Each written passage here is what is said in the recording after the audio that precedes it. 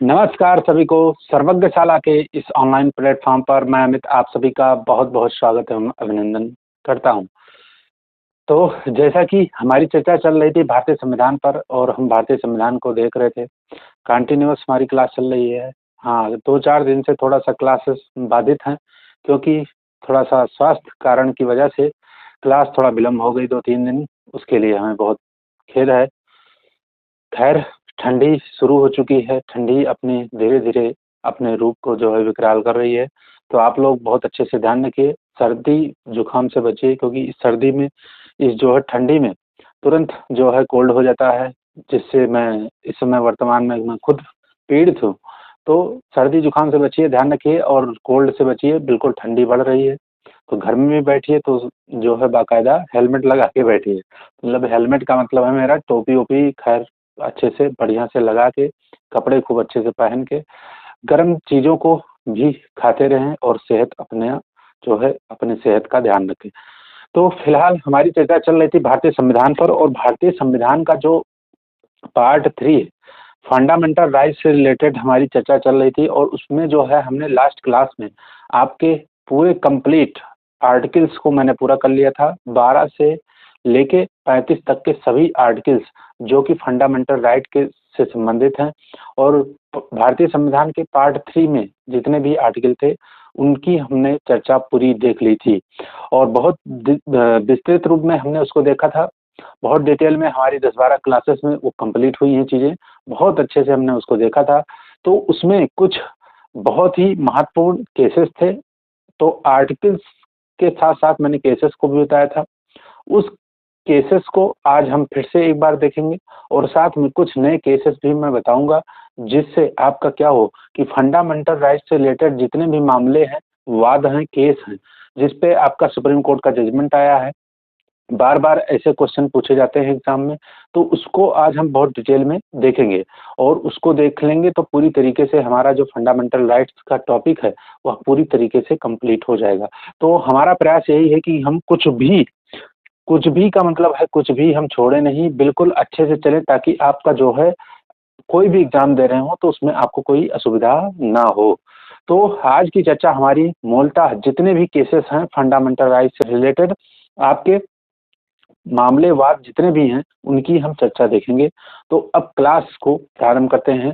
Class को प्रारंभ करने से पहले मैं आप सभी से निवेदन करूँगा, जो लोग चैनल पे नए हों, चैनल को सब्सक्राइब ज़रूर करिए और अगर क्लास पसंद आए तो उसको शेयर भी करिए और साथ में उस पे अपना जो है एक प्यारा-सा फीडबैक भी कमेंट बॉक्स में ज़रूर डालिए।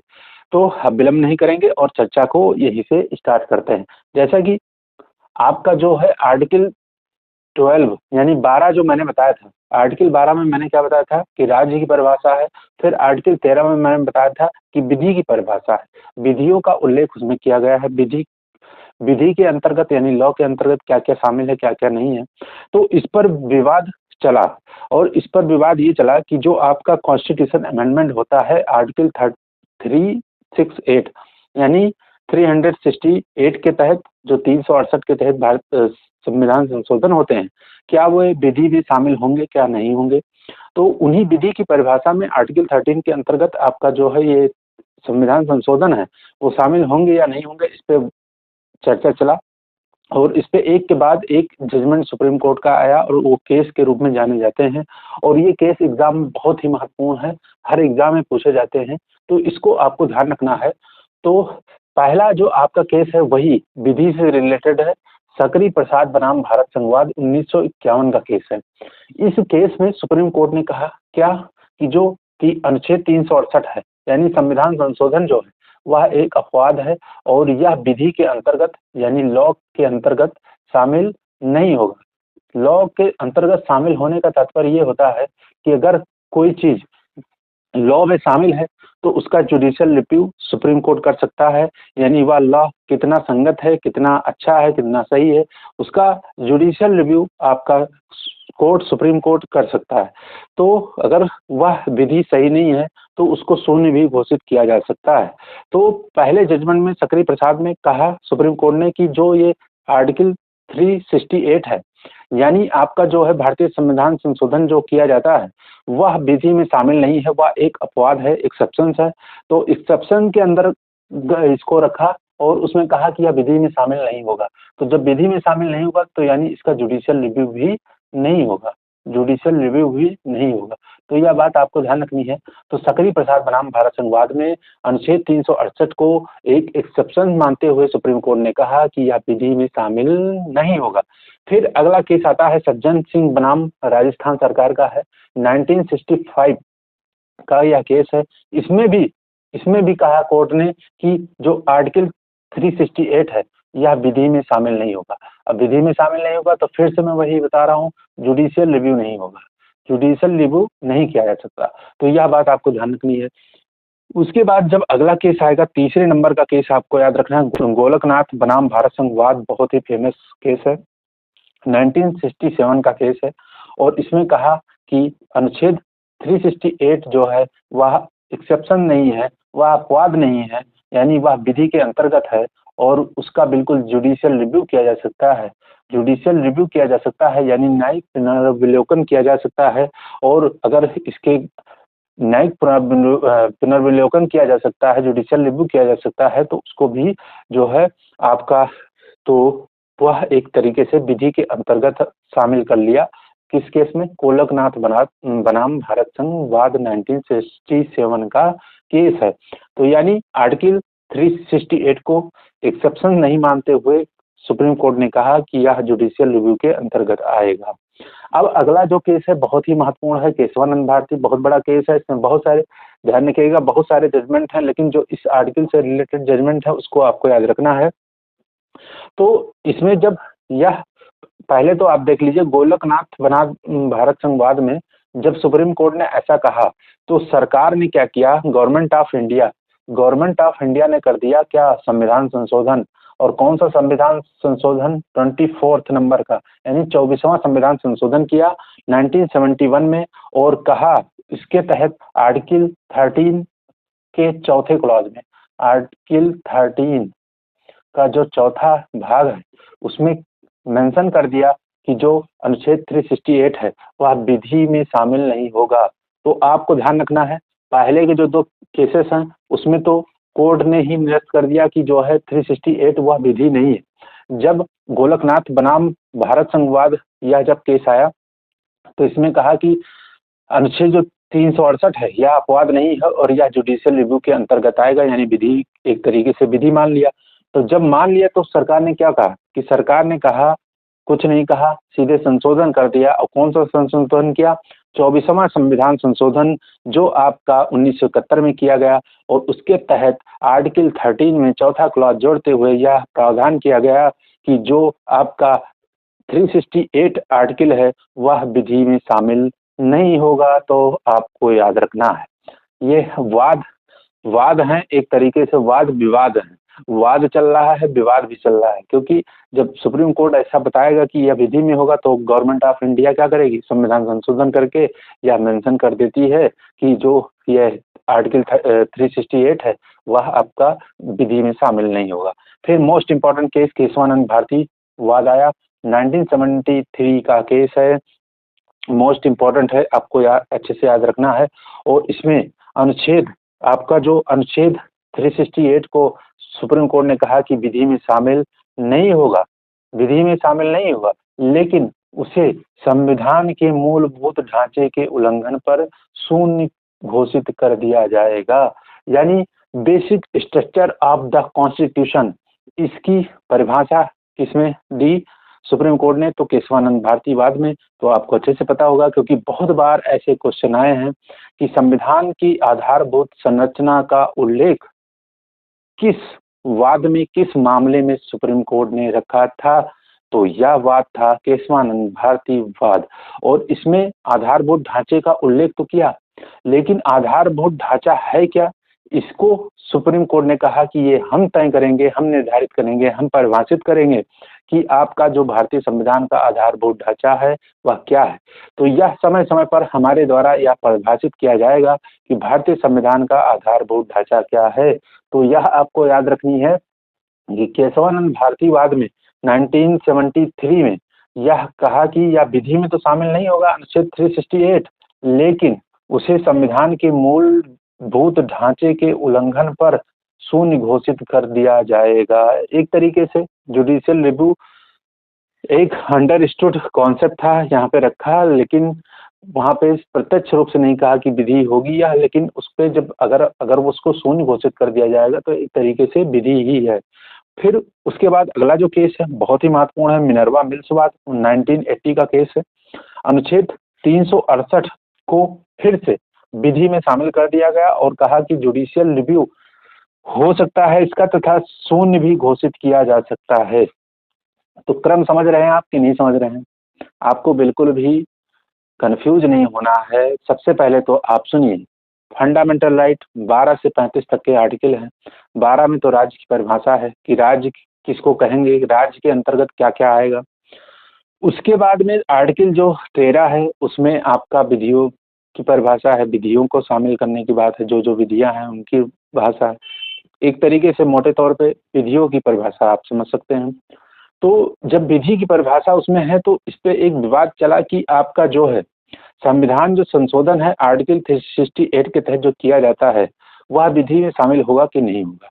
तो इस पे जब चर्चा चली तो एक के बाद एक केसेस आए, और सबसे पहले केसेस में मैंने सबसे पहला जो वाद बताया, केस बताया, और सकरी प्रसाद बनाम भारत संघवाद। इसमें क्या कहा कि जो आर्टिकल 368 है वह विधि नहीं है, वह एक अपवाद है, यानी इसका जुडिशियल रिव्यू नहीं किया जा सकता। तो सकरी प्रसाद बनाम भारत संघवाद में विधि नहीं माना। फिर उसके बाद सज्जन सिंह बनाम राजस्थान सरकार जो है इसमें भी विधि नहीं माना। फिर अगला आएगा गोलकनाथवाद। इसमें क्या कहा, इसमें कहा सुप्रीम कोर्ट ने कि जो है अनुच्छेद 368 अपवाद नहीं है, ये इसका जुडिशियल रिव्यू किया जा सकता है, यानी एक तरीके से विधि मान लिया। तो जैसे ही गोलकनाथवाद में ऐसा सुप्रीम कोर्ट ने कहा तो तुरंत सरकार ने क्या कर दिया, 24वां संविधान संशोधन कर दिया। और 24वें संविधान संशोधन के माध्यम से आर्टिकल 13 में आपका चौथा क्लॉज जोड़ते हुए यह प्रावधान किया कि जो अनुच्छेद 368 है वह विधि में शामिल नहीं होगा, यानी संविधान संशोधन जो है वह विधि में शामिल नहीं होंगे। फिर अगला केस आया केशवानंद भारतीवाद। केशवानंद भारतीवाद में 1973 में अनुच्छेद 368 को विधि में शामिल नहीं माना, यानी विधि में शामिल नहीं होगा यह कहा सुप्रीम कोर्ट ने। लेकिन एक बात और उसमें जोड़ दी कि अगर basic structure of the constitution, यानी संविधान के मूलभूत ढांचे का अगर उल्लंघन होता है किसी विधि से तो उसको शून्य घोषित कर दिया जाएगा। तो यानी इनडायरेक्टली उसने विधि मान लिया। फिर अगला मिनर्वा मिल्स वाद आता है जो 1980 का है। इसमें क्या कहा कि अनुच्छेद जो 368 है यह बिल्कुल विधि होगा और इसका जुडिशियल रिव्यू यानी न्यायिक पुनर्विलोकन भी किया जा सकता है, तथा इसको शून्य भी घोषित कर दिया जा सकता है। तो यह बात आपको ध्यान रखनी है। तो लास्ट पॉइंट क्या आ गया, अनुच्छेद 13 से रिलेटेड इतने केसेस, आपको 5 केसेस याद रखने हैं। इस केसेस के अंतर्गत क्या क्या क्रम चला है आपको याद रखना है। तो अंततोगत्वा क्या है कि आपका जो आर्टिकल 368 है वह एक तरीके से विधि के अंतर्गत ही है, और विधि के अंतर्गत है तो इसका जुडिशियल रिव्यू किया जा सकता है और इसको निरस्त यानी शून्य भी घोषित कर दिया जा सकता है। जैसा कि बहुत सारे संविधान संशोधन जो है निरस्त किए जा चुके हैं, आपको पता होना चाहिए। तो फिलहाल अब आर्टिकल 13 पे ये जितने केसेस थे 5 केस हैं, बहुत ही महत्वपूर्ण है, उसको आपको याद रखना है। फिर अगला केस जो है इंदिरा साहनी बनाम भारत संघवाद। इससे पहले की भी 1-2 केस जो है वो बहुत बहुत महत्वपूर्ण नहीं है, जिसमें आपका जो है जैसे वो था क्या बोलते हैं मद्रास दोराइजन वाला वाद। तो उसमें आपका आरक्षण की व्यवस्था की थी मद्रास सरकार ने, तो उसको वो सब उतना इम्पोर्टेंट नहीं है। लेकिन आरक्षण से रिलेटेड आपको इंदिरा साहनी वाद एकदम से याद होना चाहिए, क्या क्या बातें इंदिरा साहनी वाद में सुप्रीम कोर्ट ने की थी। तो इसमें तो पहली बात तो ओबीसी का जो आरक्षण है 27%, इसको सही माना था। ठीक, उसके बाद आरक्षण कुल मिला के आरक्षण की जो सीमा थी उसको 50% से अधिक नहीं होने की बात की थी, किसमें, इंदिरा साहनी वाद में सुप्रीम कोर्ट ने। साथ में इससे पहले जो है ईडब्ल्यूएस के लिए आरक्षण भी दिया गया था, ईडब्ल्यूएस के लिए 10% का आरक्षण, उसको निरस्त कर दिया था। और साथ में एक बात और कही थी इसमें कि जो क्रीमी लेयर के लिए भी आरक्षण की बात नहीं की थी। यानी आपका जो ओबीसी का 27% रिजर्वेशन है यह सही है, क्रीमी लेयर को आरक्षण नहीं मिलेगा यह बात थी, ईडब्ल्यूएस को आरक्षण नहीं मिलेगा यह बात थी। और साथ में कुल आरक्षण जो टोटल है, जैसा कि वर्तमान में ज़्यादा है 50% से अधिक है, आपको पता होना चाहिए, तो इंदिरा साहनीवाद में कहा था कि 50% से अधिक नहीं होना चाहिए। तो यह इंदिरा साहनीवाद भी बहुत ही महत्वपूर्ण है, आपको याद रखना है, भूलना नहीं। फिर अगला जो केस आता है आपका जय सिंह बनाम भारत संघवाद। तो इसमें आपको पता होना चाहिए अनुच्छेद 17 अस्पृश्यता का अंत से रिलेटेड संबंधित है। तो उससे बातें हैं, तो उससे रिलेटेड यह आपका वाद है।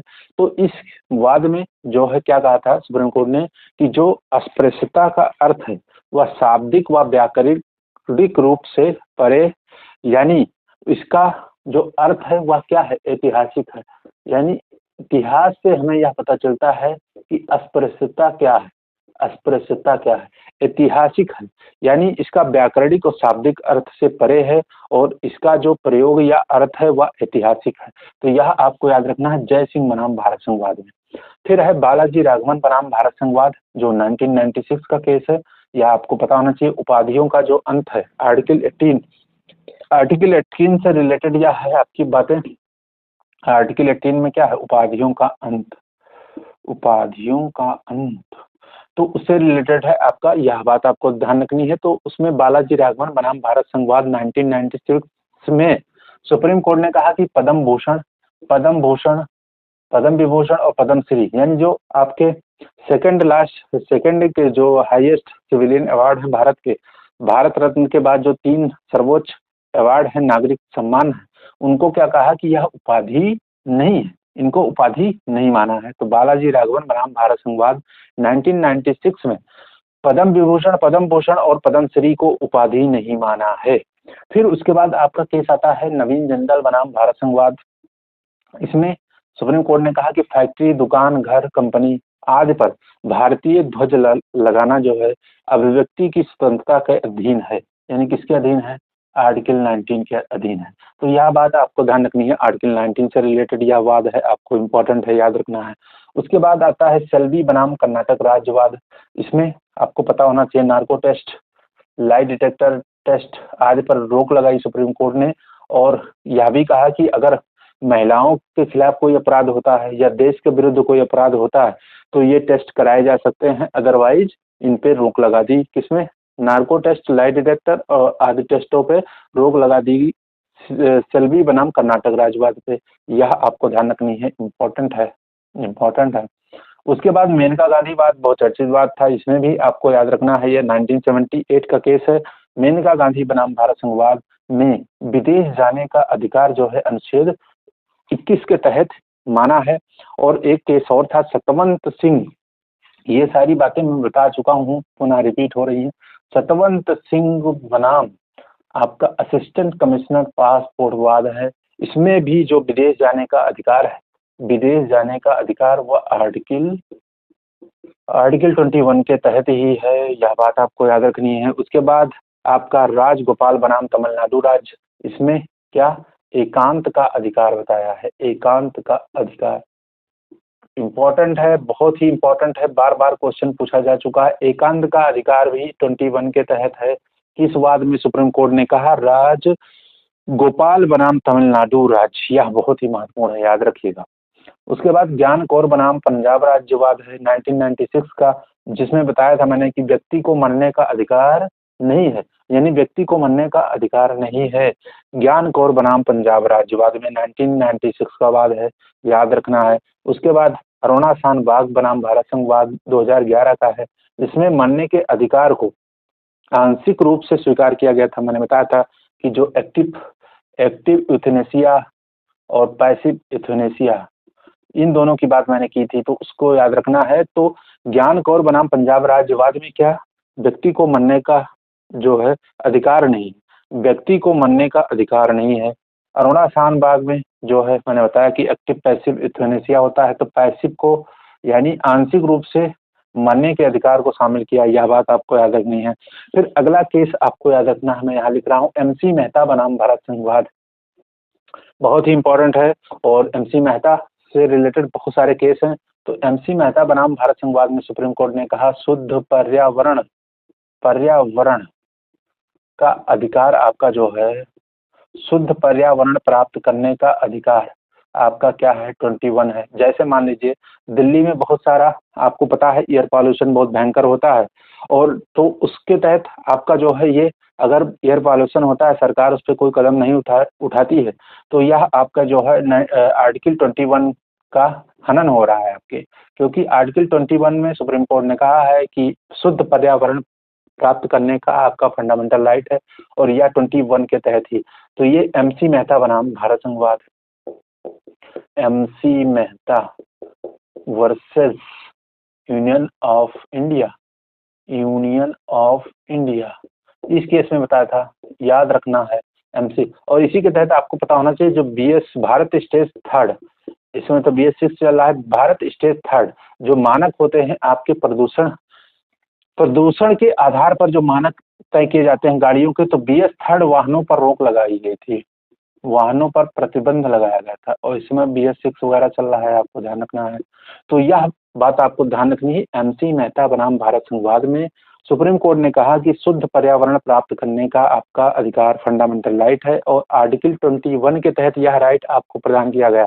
फिर अगला जो है केस आपका, जब आधार कार्ड बनना प्रारंभ हुआ था, आधार कार्ड को लिंक किया जा रहा था, तो एक केस आया आपका, यहाँ पे लिख रहा हूँ, पुट्टास्वामीवाद था, पुट्टास्वामी बनाम भारत संघवाद था, 2017 का था। तो इसमें क्या कहा कि जो आपका जो जब आधार कार्ड सब जगह लिंक किया जा रहा था, तो उसमें कहा कि जो सुप्रीम कोर्ट ने कहा कि राइट टू प्राइवेसी, या कह लीजिए आप निजता का अधिकार, सुप्रीम कोर्ट ने कहा निजता का अधिकार आपका किस आर्टिकल में है, 21 में है। तो पुट्टास्वामीवाद ये 2017 का वाद है, और इसमें भी सुप्रीम कोर्ट ने कहा आधार कार्ड पर निर्णय सुनाते हुए कि निजता का अधिकार भी आपका आर्टिकल 21 के तहत यह आपका फंडामेंटल राइट है। तो इस तरीके से लगभग क्या 16-17 वाद हो गए हैं। अब हम कुछ वाद को फटाफट लिखेंगे, आप उसको देखते चलिएगा। जैसे इंडियन यंग लॉयर्स, एक वाद है इंडियन यंग लॉयर्स बनाम भारत संघ मामला, इंडियन यंग लॉयर्स बनाम भारत संघवाद है,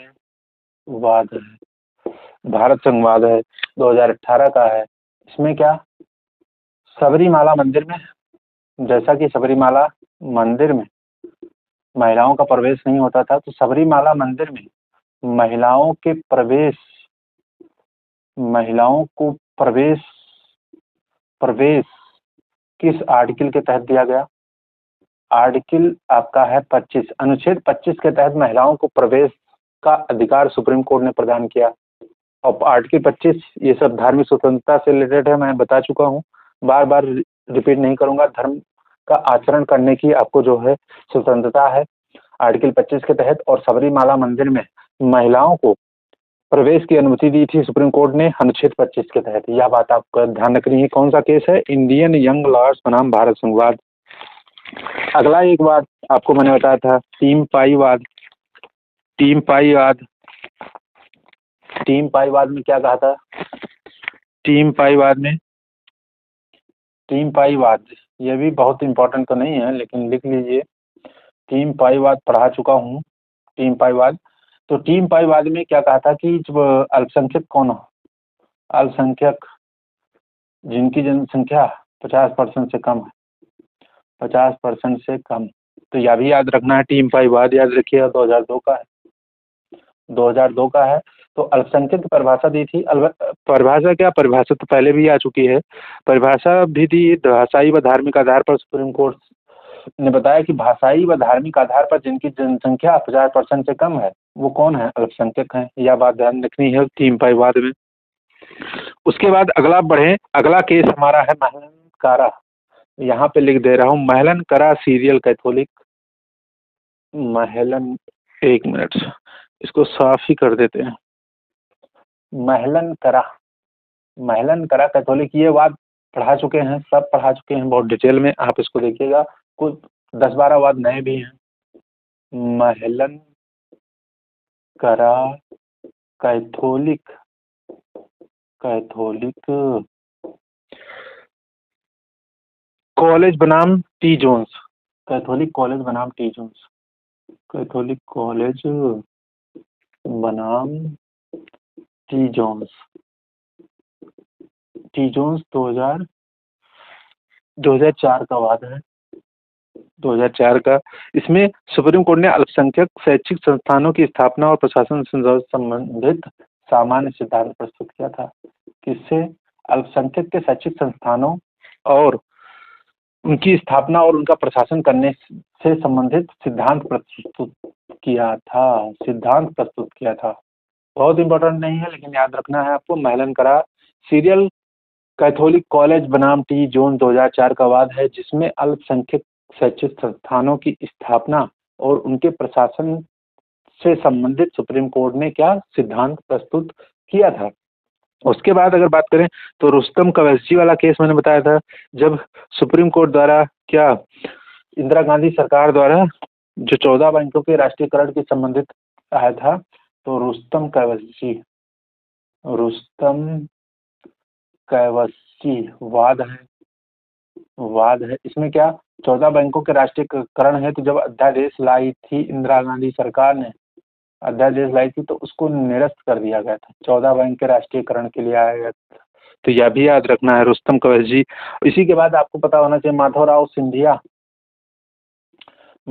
सिंधिया वाद भी एक है। माधवराव सिंधिया बनाम भारत संघवाद, यह भी एक वाद था। इसमें भी दूसरा अध्यादेश निरस्त किया था सुप्रीम कोर्ट ने। राजा महाराजाओं के विशेषाधिकार को समाप्त करने के सरकार के जो अध्यादेश था, उसको भी सुप्रीम कोर्ट द्वारा असंवैधानिक घोषित कर दिया गया था, जो कि 26वां था आपका। तो इसके बाद 26वां आएगा, और विशेषाधिकार और इसे समाप्त कर दिए गए थे बाद में। पहले तो ये केस आया माधवराव सिंधिया बनाम भारत संघवाद में, तो इसमें क्या राजा महाराजाओं के जो विशेषाधिकार संबंधित आपके समाप्त करने संबंधित जो अध्यादेश लाई थी इंदिरा गांधी सरकार ने, उस अध्यादेश को भी अनकॉन्स्टिट्यूशनल घोषित कर दिया था। और यहाँ पे रुस्तम कवैसी वाद में क्या जो 14 बैंकों का राष्ट्रीयकरण करने संबंधी जो अध्यादेश आया था, उसको भी निरस्त कर दिया था। इसके बाद सरकार जो क्या करेगी, आपका जो है 25वां और 26वां संविधान संशोधन उसके बाद किया था सुप्रीम जो है गवर्नमेंट ऑफ इंडिया ने, जो 25वां और 26वां, इन दोनों अध्यादेशों के निरस्त होने के बाद ये संविधान संशोधन आए थे। तो यह केस भी बहुत ही महत्वपूर्ण है, तो आपको याद रखना है। ठीक है, उसके बाद हम बढ़ेंगे आगे कुछ केस है, फटाफट इसको देख लीजिए। इसको अभी मैंने नहीं बताया था, कुछ केस हैं, इसको आपको फटाफट देखना है। फटाफट देखिए, जैसे साकल पेपर्स लिमिटेड क्या है, लिख दे रहा हूँ, साकल पेपर्स लिमिटेड बनाम भारत संघवाद। पूरा साफ कर देता हूँ मैं, ताकि लिखने में पूरा बोर्ड।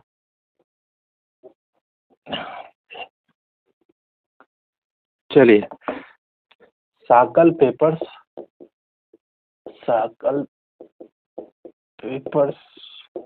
लिमिटेड बनाम भारत संघवाद है, और यह 1962 का वाद है।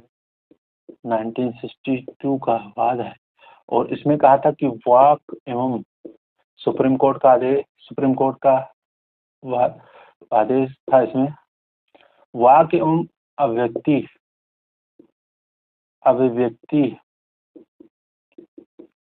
अभिव्यक्ति की स्वतंत्रता के अधीन ही क्या है, प्रेस की स्वतंत्रता किसके अधीन है, आपका आर्टिकल 19 के अंतर्गत जो अभिव्यक्ति और वाक की स्वतंत्रता है, वह प्रेस की स्वतंत्रता उसी के अधीन है। यानी अगर आपसे कोई क्वेश्चन पूछे कि प्रेस की स्वतंत्रता भारतीय संविधान के किस अनुच्छेद में परिभाषित किया गया है, तो आप कहेंगे क्या, परिभाषित किसी अनुच्छेद में नहीं है। बट सुप्रीम कोर्ट ने कहा है इस केस में, साकल पेपर्स लिमिटेड बनाम भारत संघवाद में, कि जो अभिव्यक्ति की स्वतंत्रता है, वाक एवं अभिव्यक्ति की स्वतंत्रता, उसी के अंतर्गत प्रेस की स्वतंत्रता शामिल है। यानी प्रेस शब्द का भारतीय संविधान में कोई उल्लेख नहीं है, लेकिन सुप्रीम कोर्ट ने परिभाषित किया है। इस बात को जो है आपको याद रखना है। फिर है आपका SP शुक्ला, SP गुप्ता हैं, शुक्ला नहीं है, गुप्ता हैं, गुप्ता जी हैं, बनाम भारत संघवाद, बनाम भारत संघवाद। इसमें क्या कहा कि सूचना का जो अधिकार है, सूचना का अधिकार, राइट टू इंफॉर्मेशन, सूचना का अधिकार, या भी क्या है, आर्टिकल 19 के अंतर्गत है, या भी आपको याद रखना है। SP गुप्ता बनाम भारत संघवाद। उसके बाद association for democratic reforms, association for democratic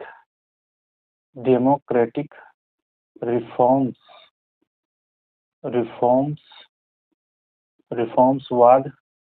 इसमें क्या कहा कि आपका जो है राइट टू नो भी, यानी जानने का अधिकार, राइट टू नो का भी आपका आर्टिकल 19(1) का ए, कुल मिला के आप 19 समझ लीजिए, 19 में है।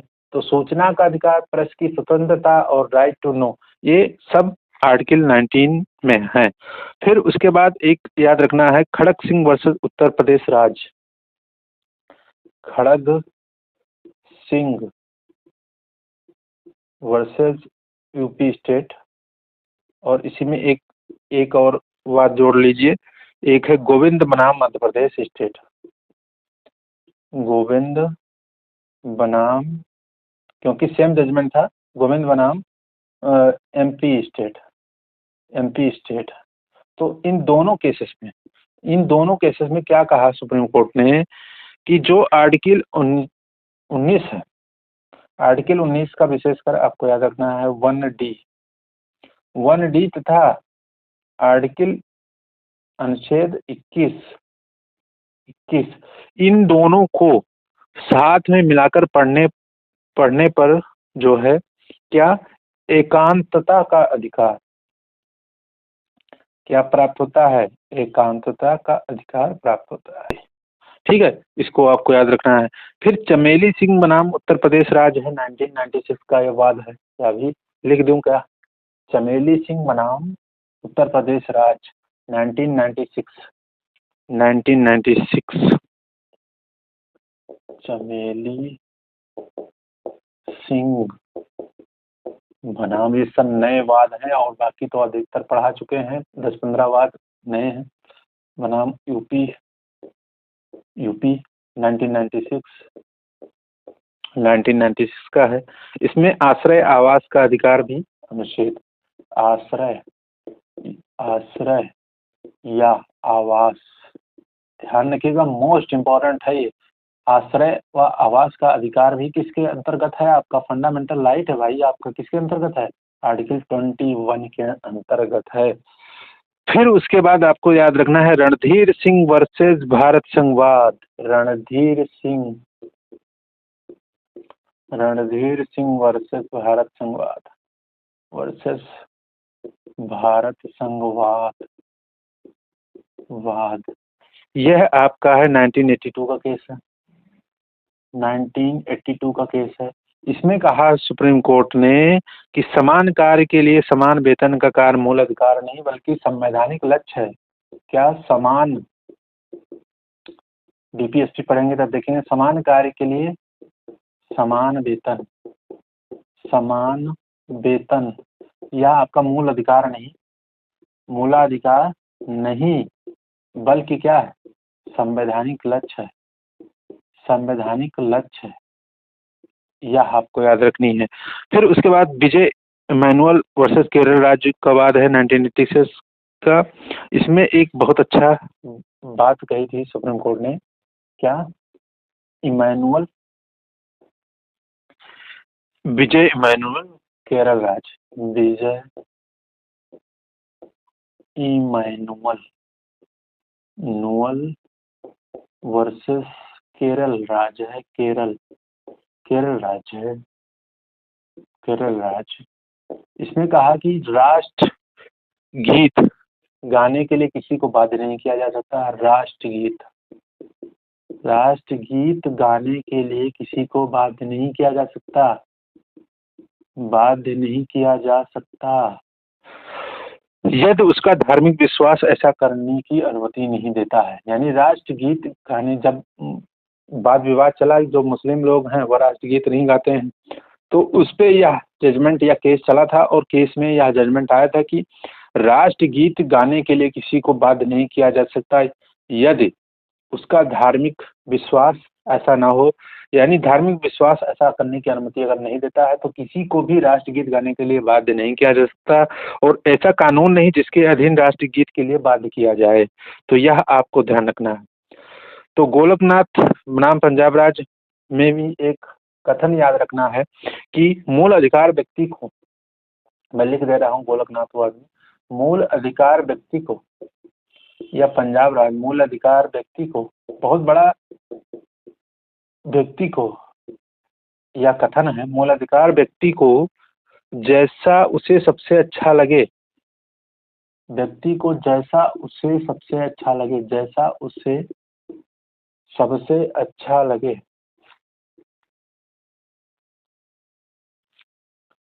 सबसे अच्छा लगे उस तरह अपनी जिंदगी की जीने के लिए तैयार और सक्षम करता है।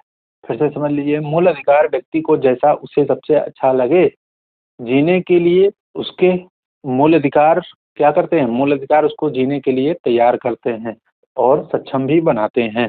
तो जैसे मान लीजिए हमें अपनी जैसी जिंदगी जीनी है, उसे जीने के लिए जो हमारे मूल अधिकार हैं वह क्या बनाते हैं, सक्षम बनाते हैं। यह बात आपको ध्यान रखनी है।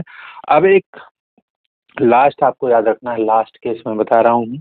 आई आर कोलो, आई आर आर है कोएल्हो, कोएल्हो बनाम तमिलनाडु राज्य 2007, बनाम तमिलनाडु राज्य 2007। तो इसमें आपको याद रखना है, 9वीं अनुसूची में सम्मिलित विधियों को न्यायिक समीक्षा से उन्मुक्ति प्राप्त नहीं हो सकती। जैसा कि आपको पता है, बता चुका हूँ, 9वीं अनुसूची में जो भी विधि नियम शामिल हैं उनमें क्या जुडिशियल रिव्यू नहीं किया जा सकता, ऐसा बात था। तो लेकिन इस जजमेंट में सुप्रीम कोर्ट ने कहा कि जो 9वीं अनुसूची है उसमें जो विधि शामिल है उनको क्या जुडिशियल रिव्यू से उन्मुक्ति यानी फ्रीडम नहीं प्राप्त है, या ध्यान रखिए फ्रीडम नहीं प्राप्त है। तो यह आपको याद रखना है। तो ये लास्ट है, आपको ध्यान रखना है। अब इसके बाद अब सारे केस, मुझे लगता है सारे केस हो चुके हैं। एक एडीएम जबलपुर वाला भी बता देता हूँ क्योंकि बहुत ही महत्वपूर्ण है। एडीएम जबलपुर बता चुका हूँ, ये पहले भी बता चुका हूँ। एडीएम जबलपुर वर्सेस शशिकांत शुक्ला,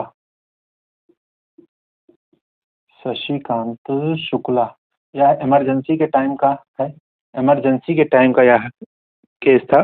तो आपातकाल में जैसा कि अवैध रूप से बहुत लोग बंदी बनाए गए थे, और देश के तब उस समय क्या, देश के 9 हाई कोर्ट ने बंदी प्रत्यक्षीकरण हैवियस कॉर्पस बंदी प्रत्यक्षीकरण रिट जारी किया, और रिट जारी करके कहा कि ये जो बंदी बनाए गए हैं, जो अवैध रूप से ये सब बंदी बनाए गए हैं। फिर इसमें क्या कहा था, सुप्रीम कोर्ट ने सरकार का पक्ष लेते हुए कहा था कि ये बंदी जो है वैध तरीके से बनाए गए हैं, ना कि अवैध तरीके से। जब देश के 9 हाई कोर्ट्स ने ये कहा कि ये जितने भी बंदी बनाए गए हैं वो क्या हैं, वो अवैध रूप से बंदी बनाए गए हैं, तब सुप्रीम कोर्ट ने सरकार का पक्ष लेते हुए कहा था कि ये जितने भी बंदी बनाए गए हैं ये आपके वैध हैं, इनको वैध ठहरा दिया था। आपको यह ध्यान रखना है। और ये न्यायपालिका पर यह एक धब्बा था, और इसे सबसे महत्वपूर्ण ये है कि इसे हैबियस कॉर्पस वाद के नाम से जाना जाता है।